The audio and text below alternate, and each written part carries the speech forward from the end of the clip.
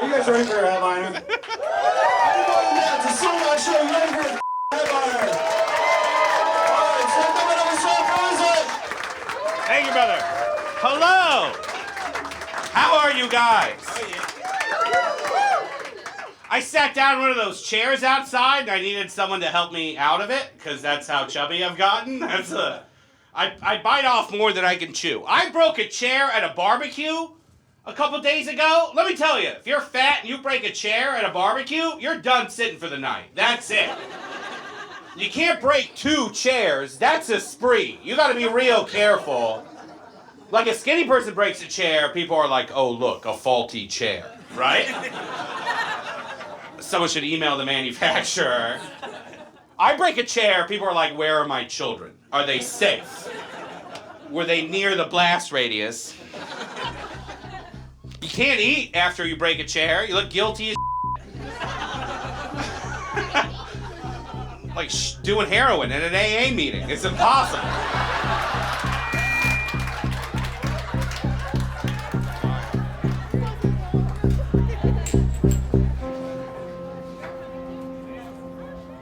Why did you want to do comedy?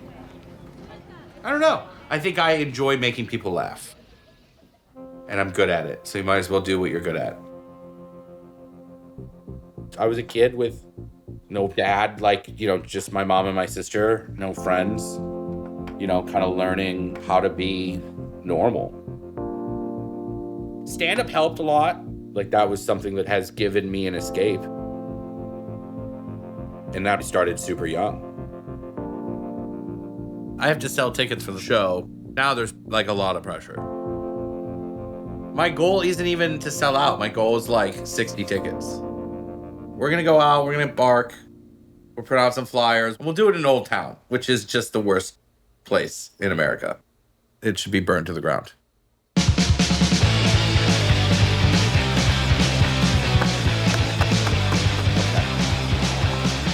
right, come to my show on Sunday. No problem. It's for my show on Sunday. All right, guys, come to my show on Sunday. Oh, none of y'all? Good. All right, I don't believe you. Here, come to my show on Sunday. Nah, it didn't work. It's going too fast. Hi, guys. I'm doing a show on Sunday. Awesome. Here, I have 2 flyers left. Yeah. Fantastic. From Chicago? I haven't lived here since 2012. Where are you originally from?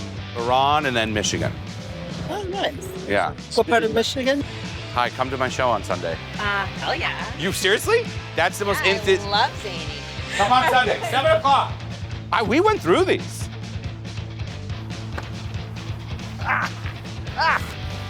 Don't use that. Get a shot of this. I think I booked him maybe about 6 or 7 weeks ahead of his date. He's like, hey, Brian, is there any way for me to check how many tickets have been sold? Just wondering, so I know who to keep harassing. LOL. I said, no problem. So far, we're at 3. And he said, that's a start. And he goes, hey, Brian, sorry to be neurotic. Just wanted to check in again about tickets. I said, no worries. We're still at 3. He said, hey, Brian, any movement? Had a few people hit me up. And I said, reservations are up to 5. He says, what's sold out? 175. I said 140, almost there. He said, hey, Brian, any movement? I said 7, baby. And then he said, embarrassing myself is a big fear of mine. And I said, don't worry, I got you.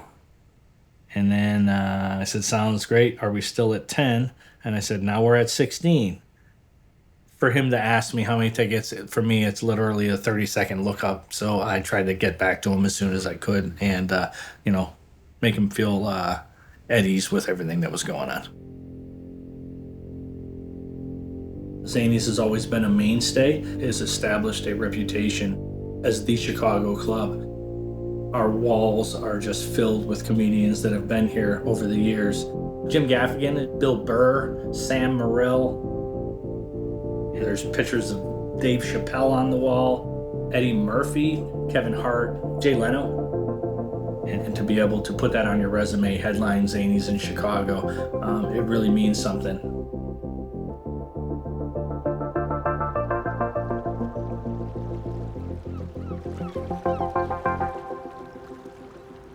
I forgot we had matching Garfield shirts on. We're gonna look ridiculous. Do you want to get in the water? Not right now. What if I push you in the water? Hold on, let me stretch for a second. You gotta stretch. Our plantar fasciitis. Do you guys have insoles? Is that how you fight? You're deflecting. Yeah, I deflect. Yeah, I don't like talking about my emotions or personal life.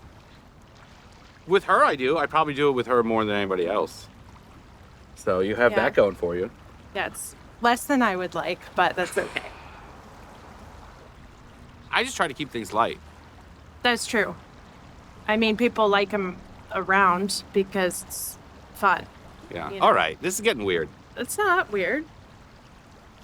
He has a complex about that, though. He feels like he thinks that people only want him around because he is funny. And he will assume that that's why people like his company, instead of him just being a lovable person and being genuine and sweet. He's actually really humble. And I don't know, he always does the right thing. I'm gonna jump in the water if we do this. I don't know. We had a hard year, and it's like We had a really hard year. we try to. We had a hard 2 years. Putting 2 years, and it's hard to, with that perspective. We had a hard 2.5 years because trying to move to LA, and then we were apart, and then your father passed, and then we've just now started to get our together. Like within the Be past happy like, and few stuff. weeks. Yeah.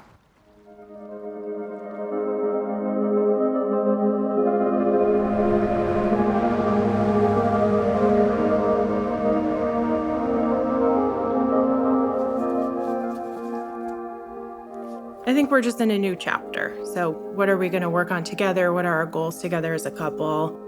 We both love Chicago so much. Like, it's like part of us. I feel like Chicago is like the incubator for comedy. And then it kind of almost seems to end there. Most people who have really done something with it leave. And it can be really hard with comedy because we don't know where that'll take him. You know, whether it's going to be New York or LA, or it's really hard to land somewhere. I don't know, man. I've been trying out new stuff at shows, and it's been not going well. Bill Geverts buried me last night. Dude, you're about to bomb in front of everybody. I've only done mediocre. I'm telling you. I'm headlining Famous. Oh, Yeah. that's exciting. I've only sold 30 tickets so far. When is it? Sunday. Okay, I'll try to make it. Please bring some friends.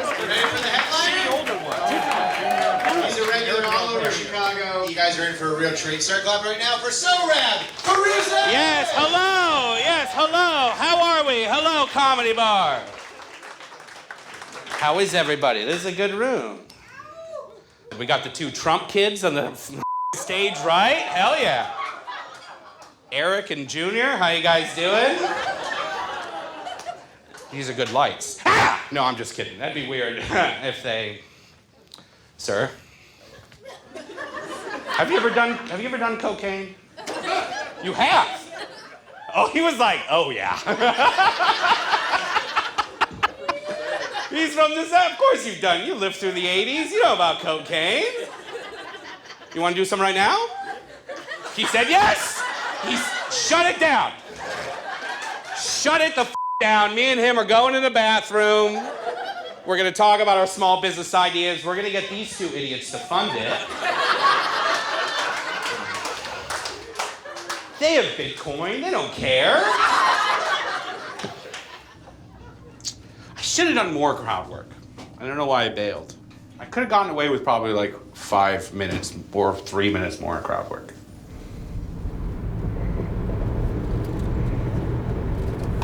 I think there's something to be gained from being hard on yourself. Yeah, absolutely. I get weirded out when a comic won't admit it. Yeah. If they're like, "Oh, yo, I crushed." That's like, why me and Dan are friends. Is that's always been like something me and him kind of both agree on. Is that, I'm like, so hard on myself. Yeah. I think it's just that, like, I don't know. It's toxic, but I feel it's surely toxic. Yeah, but comedy's toxic. I'm essentially a gambling addict. I chase that rush, that dopamine rush of murdering and, like, being high from it. so that when it doesn't go according to plan, when you only get a little bit of that dopamine, you leave being like, I feel sick. I feel like something didn't happen, and I have no other way to get that dopamine the rest of tonight. If we were to write a one-sentence short story about what happened tonight, it would be Sohrab was not the funniest person in the room.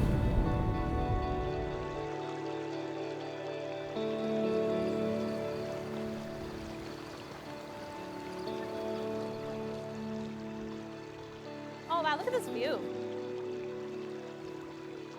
I don't know where the whole comedy thing came up. It was kind of gradual because I think him and my mom would watch a lot of comedy shows together. Because of my mom's sense of humor, I think they bonded over that. And then I just remember, maybe it was like 8, 9, they had like a talent show, and Sohrab went on stage and literally like rapid fire like Jerry Seinfeld jokes at a talent show. And like all the parents were like dying, and none of the students understood like what was going on, because, you know, like Sohrab was just like telling adult jokes. And then he would always want to try his jokes on my friends. I'm like, stop. It was so embarrassing. Like, if he got a laugh out of someone, it just made his day, you know? So it was interesting watching him just like pour into this little corner of his brain where he just was like, that's it. That's the one I want to pursue. Comedy is it. I want to make people laugh. And my mom really struggled with it. She'll be like, I didn't come to this country to raise a clown, you know? She might probably still struggling with it to this day.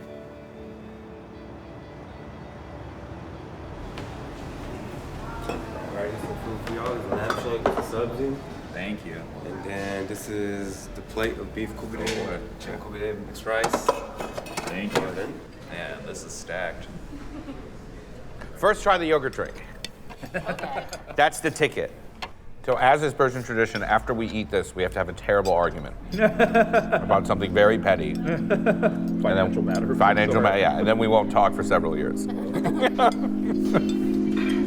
have some grievances. You have some grievances? You have grievances? I brought a list. People want this like quick fix of like, he's an immigrant, but he's telling jokes? Like, I kind of, sometimes I wish I had the anonymity of just like a white kid from the suburbs who's just funny and like doesn't have a story. Like, sometimes I wish I could just be my material. But it's not that. People want like a elevator pitch of who you are. Having an identity has been conglomerized.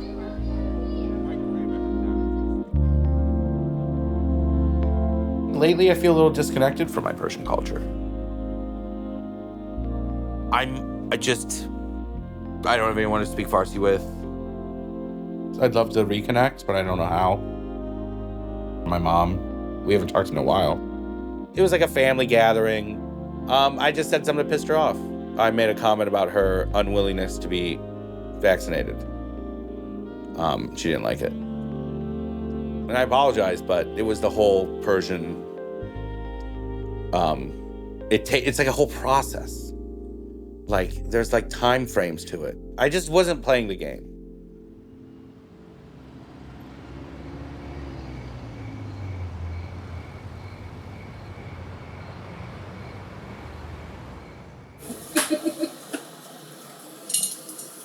There's serving. Yeah. times and stuff. Oh, maybe we could go to Flavor Town. Oh, if you want to do the Guy Fieri version. Flavor Town. You go to Flavor Town. Best thing ever. Brother. You got something on your shoulder now because you had. I can eat it off my shoulder, brother. Oh, that's good. What time is it? 8:36. Look at my ovens. Oh, it's 8:36. He can't on the show anymore. I forgot I have to go to a show. Oh, you gotta go. We're gonna leave in like 15 minutes. Yeah. Yeah. I think the show tomorrow, he has a lot of peers and a lot of people that are really close to him coming. And so I always think that adds a little extra pressure because he really wants to, This is literally brainwashing. nail it. He gets kind of in his head and it's just kind of working through his... Stop talking over there. Okay, well, I'm being asked. All right, chill out. And I don't know, I just kind of leave him alone in that process. And I used to, now I know how to recognize it. Sometimes I would think he was upset or did I do something, but it's really just his creative process. Oh my God. Oh my God. He loves it. All right.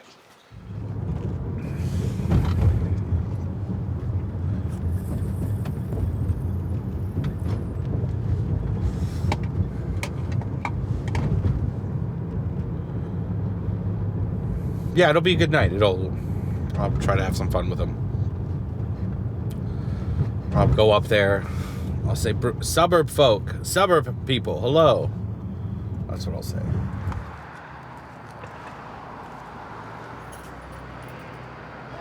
What's up? Thank you for having me. Just the one table? Oh, nice. I'm like, I've never seen you do one of those things. That would be like drinking. I think I look like I left. I'm just Welcome to your private show. Are you excited? Oh, you guys are the best. What's going on? Where are you all from? How do we all know each other? How old are your kids? Oh my God, don't do all the crowd work. Don't do all the crowd work. What are we supposed to do? You're gonna get everything out of it. Here should be your Is it a better show? Leave the island if you wanted to. But inevitably he would. He'd wrangle it. You know? Oh my God, hello. Yeah, thank you. Thank you so much. How are we? Hello. Hello. What are we brewing in here? Broken dreams? That's cool. That's a thick bitch behind me. Sweet. Family, guy on his own, date. How you guys doing? I'm happy to be in the storage space of this bar. What made you decide to just come in here? I genuinely had no idea there was a comedy show. My career is going great. Wonderful. What a fun thing for you. I genuinely had no idea. All right. This is a big deal for you guys. You guys are going to we're going to make it home by 10 p.m. We're going to watch an episode of Blue Bloods. It'll be fun. Are you guys on a date? We're engaged. All right. That counts as a date. Is anyone else weirded out by the fact that they said they're not on a date? You're engaged? What is this, a business meeting? What's happening? Tuck in your shirt like this guy if it's a business meeting. All right, you guys are great. Thank you very much. Oh my God. Oh my God. Hello. That wasn't that bad, I guess. Huh? Oh, it could have been better. And that's it. But it was Have a good. good night. I appreciate with the 8 guys in the audience. Dude, bring it in, man. Bring it in, buddy. A lot of fun, man. If you're in Chicago, come to Zanies. I'm headlining. Zanies? Yeah.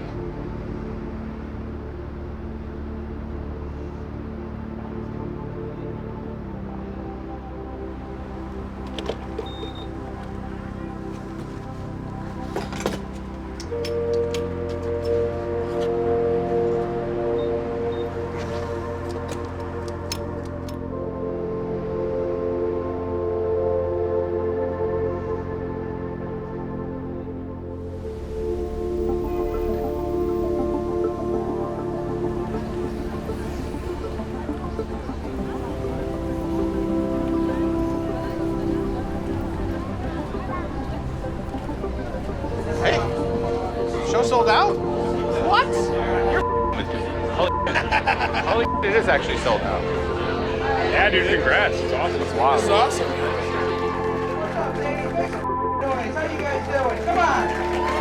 You can do better than that. It's sold out. Make some noise. Would you? One of the best comedy. Sold out for Ruze.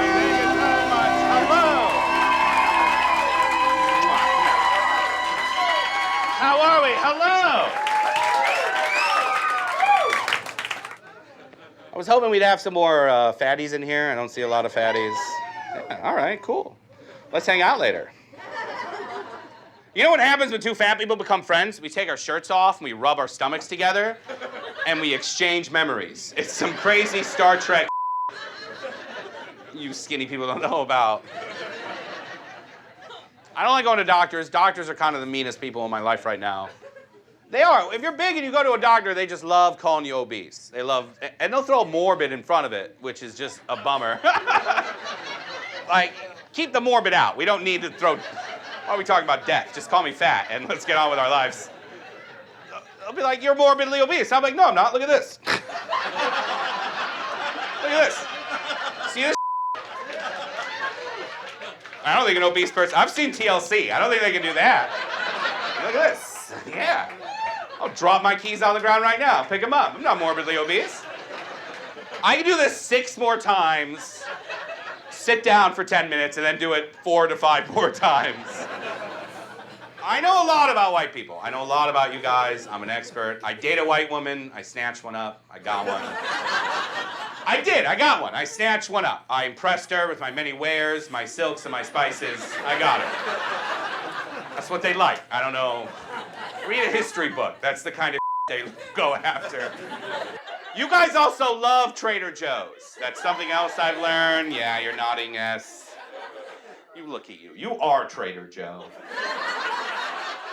I could kidnap you at gunpoint, slap you around, throw you in the back of a van, take you to Trader Joe's. You would drop the charges. You know that about yourself. You'd be like, what a weird Uber ride.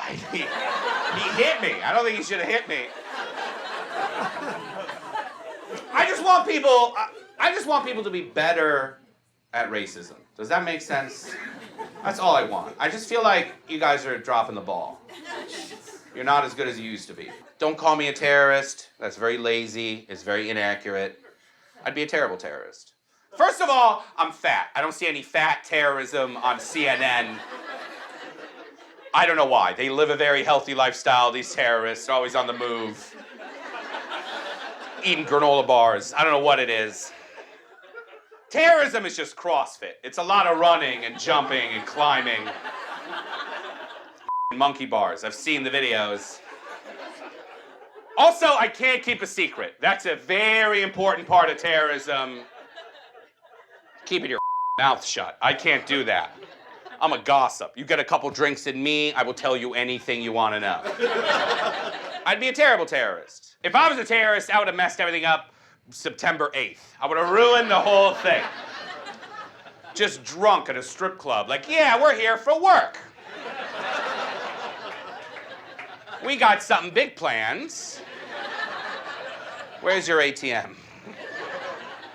Those guys went to a strip club. I'm not trying to bring the mood down, but the FBI found that out. Those terrorist sons of bitches who did what they did on September 11th, on September 10th, they found the time to go to a strip club. Isn't that crazy? That's crazy because if those strippers would have just danced a little harder, just a little, if they had the A-team in there, we could have saved a lot of lives. Those dudes would have been patriots. They would have been like, I like this country. This rules. Let's call the whole thing off. Have a good night. Thank you so much.